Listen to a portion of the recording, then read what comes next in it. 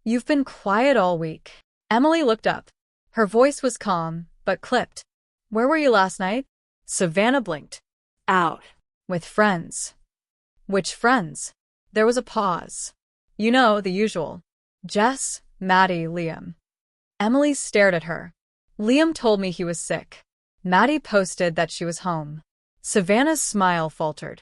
Just for a second. Then she crossed her arms. What is this, an interrogation? Emily stood. Are you seeing Ryan? Silence. A long, suffocating silence filled the room like smoke. Savannah didn't blink. Her jaw tightened. Her eyes darted, just once, toward her bag. And then she said something that sliced through Emily like a razor blade. So what if I am? Emily blinked. Her heart stopped. You're serious? Savannah's expression hardened. You broke up with him. You said you were done. Why does it matter who he talks to now? Emily stepped back, her hands shaking. You lied to me. You knew how much that would hurt. You swore you'd never even talk to him again. Savannah's voice rose. You were the one who left him. Don't act like you get to control what happens after. Emily's voice broke. You're my best friend. You should have come to me first, told me the truth. Not sneak around like this. Savannah looked away, her mouth set in a tight line. And then she whispered the line Emily would never forget. Well, maybe if you hadn't pushed him away, he wouldn't have come to me. Everything inside Emily shattered. That was it. The line. The betrayal. She didn't even respond. Just turned, walked into her room, and shut the door behind her. But as she leaned against the wood, tears streaming silently down her face, she knew this wasn't the end. Something else was going on. Something deeper. This wasn't just a friend crossing a line. It felt intentional, like it had been building for longer than she ever realized. The texts, the lies, the silence. Emily didn't know it yet, but the real story was only just beginning. For the next 2 days, Emily didn't speak to Savannah. They coexisted like strangers under the same roof, silent, cold, and buzzing with unspoken rage. Emily barely slept. Her thoughts raced with memories, rewinds, and replays. She scrolled back through old text threads with Ryan, read through group chats. She was searching for clues, for signs, for anything that could explain how this happened, or worse, when it started. Had they been talking while she was still with him? The betrayal had layers, and each new one cut deeper than the last. She decided to go through Ryan's old Instagram posts again. She paused at a photo from 5 months ago, him at a Halloween party dressed as Maverick from Top Gun.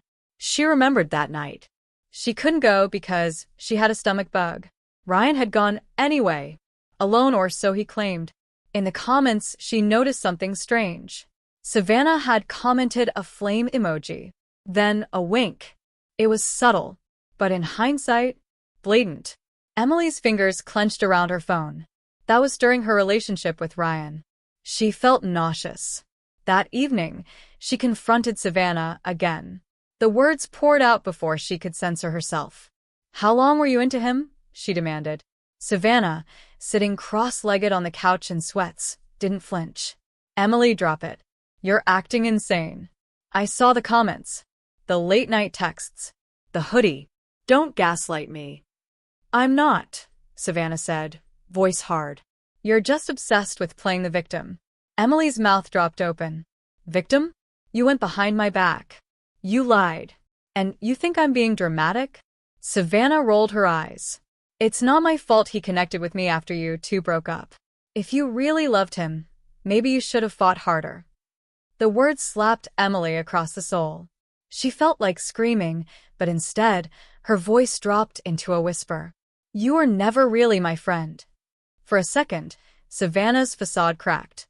Her lips parted, as if to respond, but she didn't. Emily turned and walked into her room again. But she wasn't crying this time. She was furious.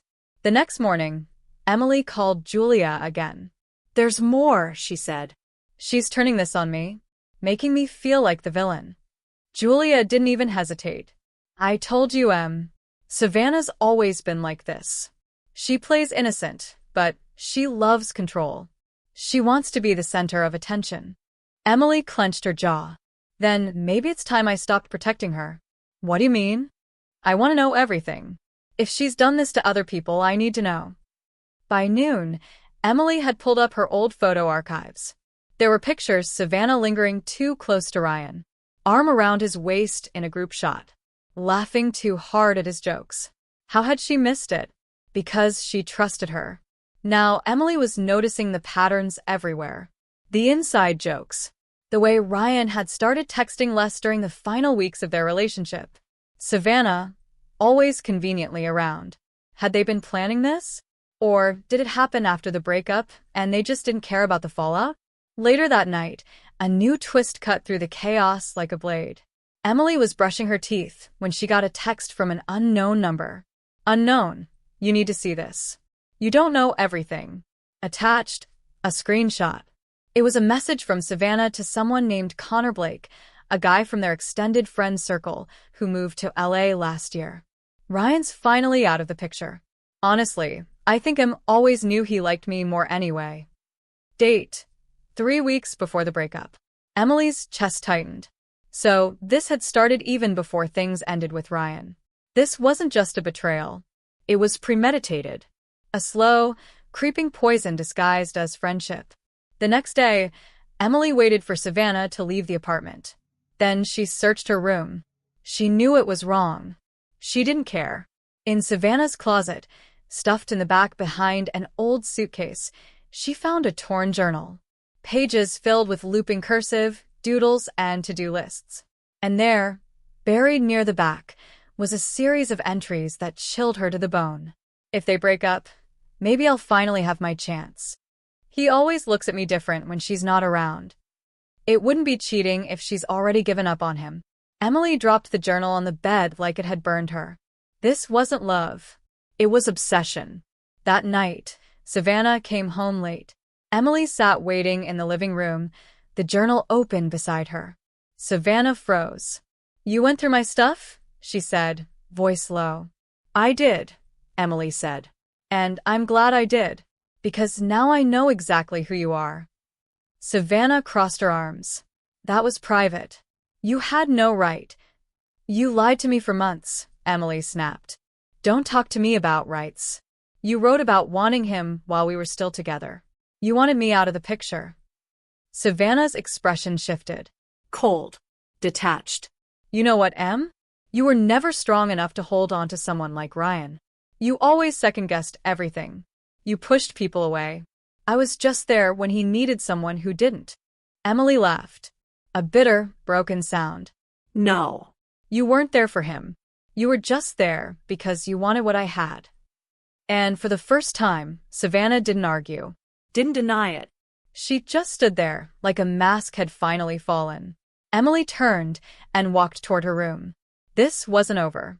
But now, she finally knew who the enemy was. And it wasn't just Ryan. It was her best friend. Emily spent the next day crafting a plan, not for revenge, but for clarity. Closure. Exposure. She needed Savannah to say it. To admit it. Not just to her, but in front of someone who mattered. She texted Julia. "Meet me at the apartment at 7. I need you there when I talk to her." Julia replied instantly. "I'm there. Let's burn this bridge properly." Emily wasn't looking for drama. She wanted the truth, stripped of all Savannah's manipulative excuses and gaslighting. She wanted it clean. Raw. So it could finally stop eating her alive. 7:05 p.m. Julia was on the couch when Savannah walked in, still wearing her blazer and heels from work. She blinked at Julia, then at Emily. "Is this an intervention?" she asked, setting her purse down. "No," Emily said quietly. "It's a conversation you've been avoiding for too long." Julia crossed her arms. "And I'm just here to make sure you don't twist it again." Savannah scoffed, but Emily's gaze didn't waver. "Tell me the truth," Emily said. "Were you already with Ryan before we broke up?" Savannah's lips twitched. "You're still on this? Answer the question." Savannah let out a breath and leaned against the kitchen island. "No," she said finally. "Not officially." "Not officially?" Julia repeated. "What the hell does that mean?" Savannah's jaw clenched.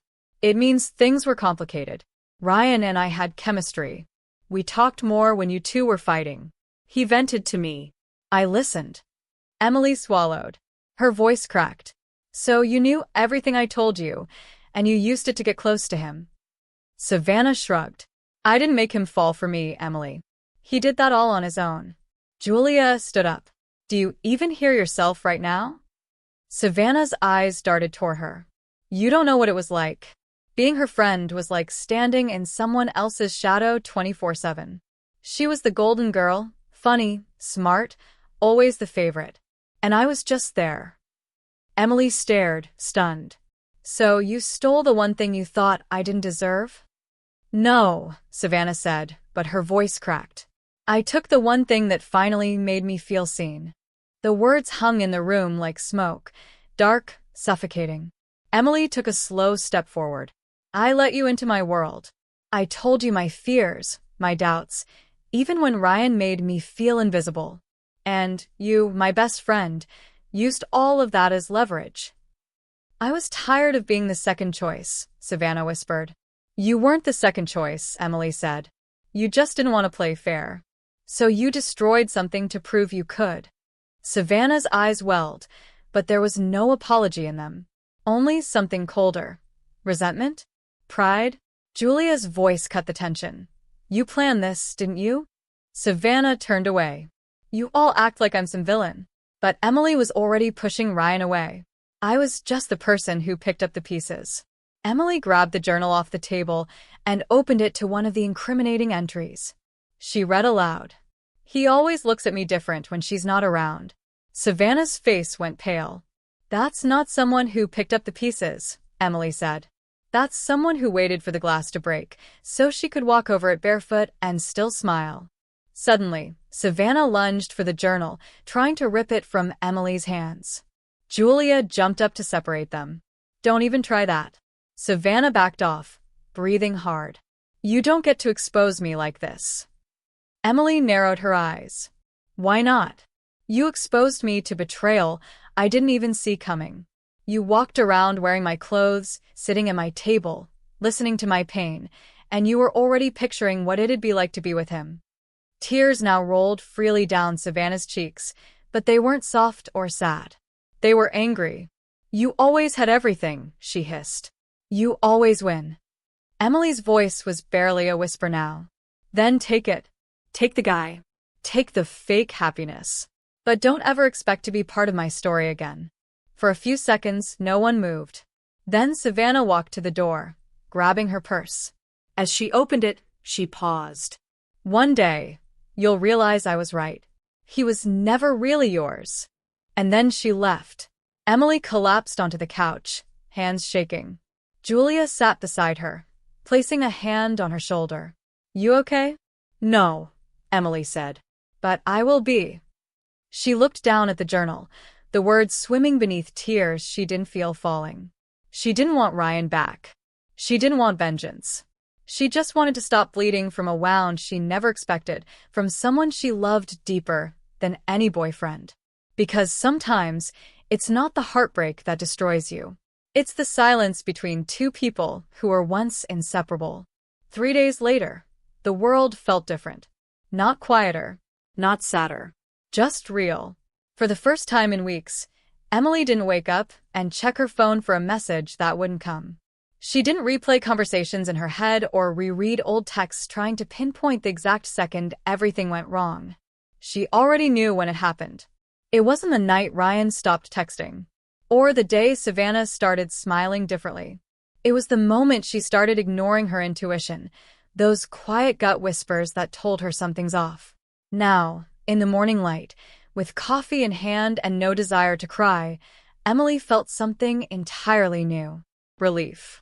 Julia came over that afternoon, bringing matcha lattes and a sharp, sarcastic commentary about Savannah's latest Instagram post. She posted a quote today. Julia said, rolling her eyes. Some betrayals are blessings in disguise. Emily raised an eyebrow. She thinks she was betrayed? Julia laughed bitterly. Classic Savannah. Set your house on fire, and then ask why the neighbors are upset. Emily chuckled, but there was no malice left in her voice. She's hurting too. Maybe not from guilt, but from loneliness. Julia looked at her sideways. Don't start pitying her now. I'm not, Emily said softly. I'm just done carrying this weight. That's her baggage to unpack now. Later that night, Emily took out the journal one last time. She didn't read it. She didn't even flip through it. She just held it in her hands for a moment, like a symbolic gesture of everything she had processed, endured, and released. Then she walked to the fireplace, placed it inside, and struck a match. The flame caught quickly. The pages curled, darkened, and disappeared into ash. Gone. Not forgotten, but no longer powerful. The past didn't need to be carried into the future like a scarlet letter. The following weekend, Emily visited a new cafe downtown. No Ryan. No Savannah. No lingering memories. Just her. Alone. And she liked it that way. The barista complimented her necklace, and instead of brushing it off, she smiled and thanked him. She wasn't avoiding connection. She just wasn't depending on it anymore. She pulled out her phone and opened her notes app, typing. I lost a friend and a boyfriend. But I found something better. Myself. She posted it to Instagram later with a picture of her at the cafe, sunlight on her face, no filter. Julia texted immediately. Who is she? You're glowing like you survived a war and wrote the book.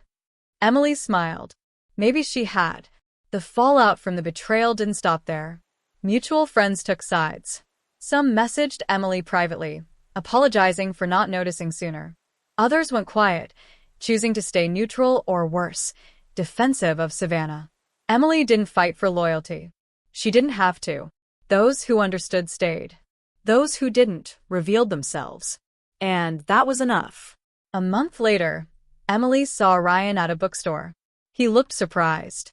Awkward. Guilty. He said, Hey. She returned the greeting and waited. He shuffled his feet. I didn't plan for any of that to happen, you know. I know, she said simply. There was a pause, filled with all the things neither of them would say.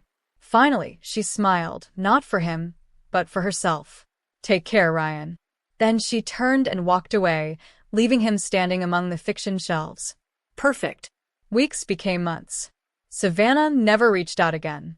Emily never expected her to. Some friendships die like candles, softly, slowly. Others explode like grenades. And in their aftermath, all you can do is sweep the pieces into a box, label it lessons, and store it far away from your heart. Emily didn't hate her anymore. That would mean holding on. She just released her. The healing wasn't linear. Some days still hurt, like phantom pain from a wound that technically no longer exists but occasionally stings like hell. But Emily now knew what she hadn't before. You don't owe people your silence just because you once loved them. You don't need to keep secrets to protect those who didn't protect you. And most of all, you're allowed to rewrite the ending. Final entry. Emily's new journal. They said I was dramatic, that I was overthinking, that I was the problem. But sometimes, your sensitivity is just your intuition screaming through a crack in your trust. I'm not crazy. I'm not broken. I was betrayed. And I survived it beautifully.